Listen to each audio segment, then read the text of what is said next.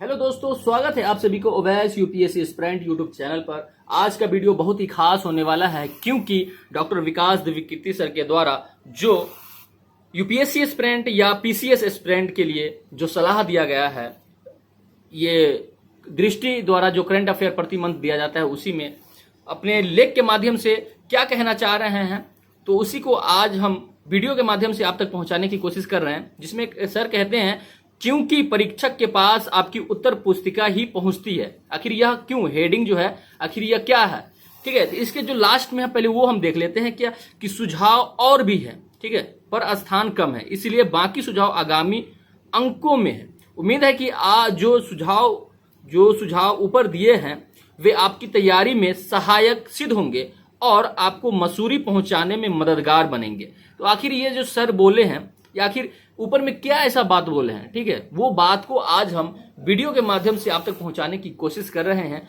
तो अगर आप चैनल पर नए हैं तो जरूर आप इस चैनल से लाभ उठा सकते हैं। तो आप वीडियो को कंटिन्यू देखें, अगर अच्छा लगेगा तो लास्ट में जो होगा आप स्वयं न तय करेंगे, ठीक है।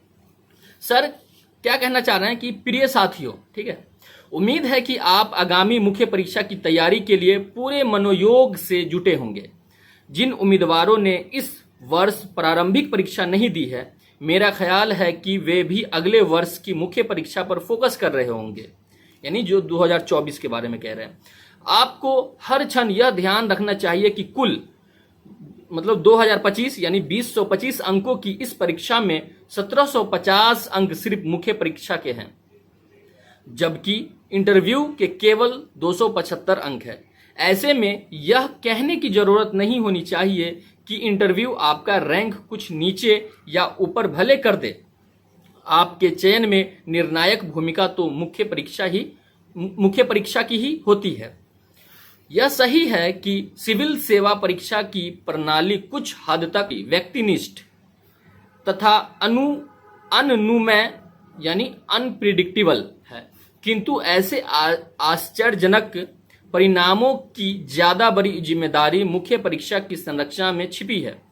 कई उम्मीदवार जो बहुत स्मार्ट, बुद्धिमान, प्रतिभाशाली और अच्छे वक्ता होने के बावजूद सिविल सेवा परीक्षा में विफल हो जाते हैं, उसकी बड़ी वजह यह है कि उत्तर लेखन के मामले में वे सिद्धहस्त नहीं होते।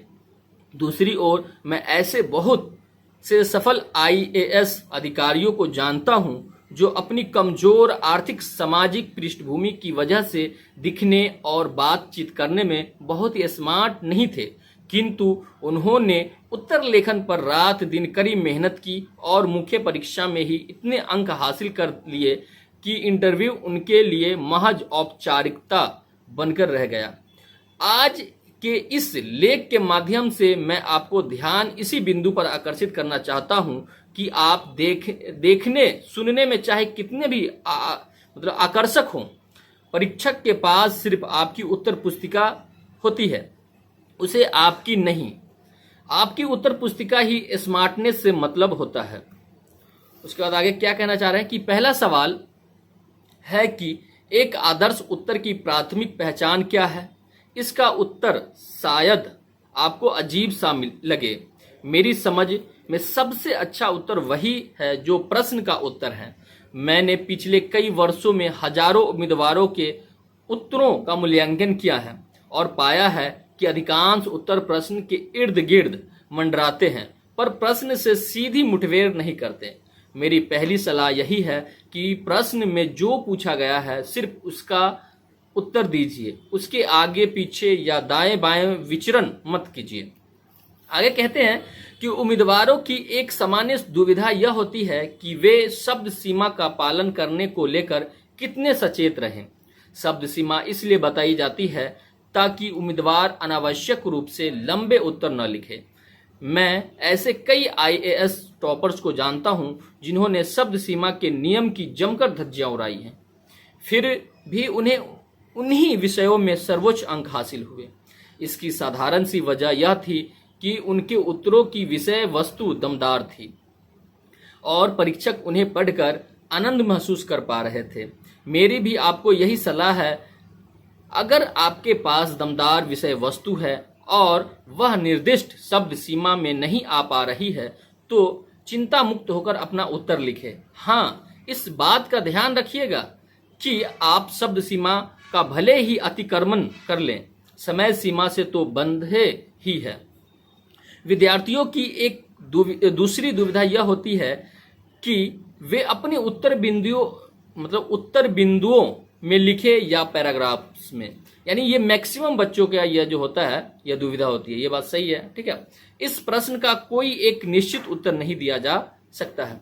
सही तरीका यह है कि आप प्रश्न की मांग को समझें और उसके अनुसार इस बात का फैसला करें। अगर प्रश्न में किसी सूची या वर्गीकरण की मांग है तो आपका उत्तर निस्संदेह बिंदुवार होना चाहिए, जबकि शुद्ध विश्लेषण की मांग करने वाले प्रश्नों में आपको पैराग्राफ प्रणाली का प्रयोग करना चाहिए। अगर किसी प्रश्न में आपको लगे कि उत्तर लेखन की दोनों पद्धतियां लागू हो सकती है तो आपको बिंदुवार पद्धति को वरीयता देनी चाहिए, क्योंकि उस पद्धति में परीक्षक के लिए उत्तर को तेजी से समझना संभव हो पाता है। कुछ प्रश्नों में आप ऐसा भी कर सकते हैं कि शुरुआती चर्चा पैराग्राफ के रूप में करें और उत्तर के दूसरे भाग के लिए बिंदुओं का प्रयोग करें। आगे लिखते हैं कि विद्यार्थियों की एक अन्य आम दुविधा है कि उत्तर में रेखा चित्रों या मानचित्रों आदि का उपयोग किया जाना चाहिए या नहीं। इस संबंध में बुनियादी विचार यह है कि जिस भी युक्ति से आप अपने उत्तर को प्रभावी बना सकते हैं, आपको उसका प्रयोग करना चाहिए। हाँ, शर्त यह है कि उस युक्ति की मांग उस प्रश्न के भीतर से उठती हुई दिखे। अगर किसी प्रश्न में विभिन्न तथ्यों का आपसी संबंध या वर्गीकरण दिखाना है तो आप वेन डायग्राम, पाई चार्ट, तालिका या साधारण रेखाचित्र का प्रयोग कर सकते हैं। इन सब के अलावा अपने उत्तर को आकर्षक बनाने के लिए आपको कुछ और युक्तियों का प्रयोग भी करना चाहिए। महत्वपूर्ण शब्दों को रेखांकित यानी अंडरलाइन करना ऐसा पहला उपाय है। बस यह याद रहे कि जितने कम शब्द रेखांकित होंगे, उन्हें रेखांकित किए जाने का महत्व उतना ही ज्यादा होगा। ऐसा न हो कि आधे से ज्यादा पृष्ठ रेखांकित हो और रेखांकन का महत्व ही समाप्त हो जाए। आगे लिखते हैं कि भाषा शैली के स्तर पर भी कुछ आधारभूत बातों का ध्यान रखा जाना चाहिए। आपके लेखन में वर्तनी संबंधी अशुद्धियां न हो, यह बहुत जरूरी है। आपकी शब्दावली में तत्सम यानी संस्कृत परंपरा के शब्द अधिक होंगे तो बेहतर होगा। जब आप कोई कठिन तकनीकी शब्द हिंदी में लिखें तो कोष्टक में मूल अंग्रेजी शब्द यानी रोमन लिपि भी जरूर लिख दें, क्योंकि हो सकता है कि परीक्षक उस हिंदी शब्द से परिचित न हो।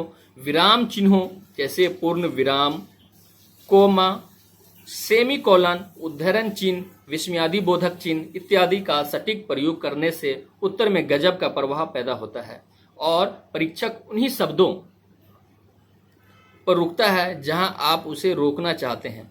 इसीलिए विराम चिन्हों का सटीक प्रयोग करना भी आपकी प्राथमिकताओं में शामिल होना चाहिए। उसके बाद है कि सुझाव और भी हैं, ये तो हम लोग शुरू में कर दिए थे। तो ये रहा कि आपको समझ में आ गया होगा कि जो आपकी तैयारी में सहायक सिद्ध होंगे और आपकी मसूरी पहुंचाने में मदद होंगे। तो किस प्रकार आप देख ले कि इसमें क्या क्या सर के द्वारा जो बात बताई गई है वो आप जरूर फॉलो करें, जिसकी वजह से क्या होगा कि आपके उत्तर लेखन शैली में अधिक सुधार होगा और अपने जो एग्जाम की तैयारी कर रहे हैं उस एग्जाम में आप जल्दी जो सक्सेस होना है वह जल्दी से सफलता हासिल मिले। तो आज के लिए इतना ही, मिलते हैं नेक्स्ट एपिसोड में। जय हिंद।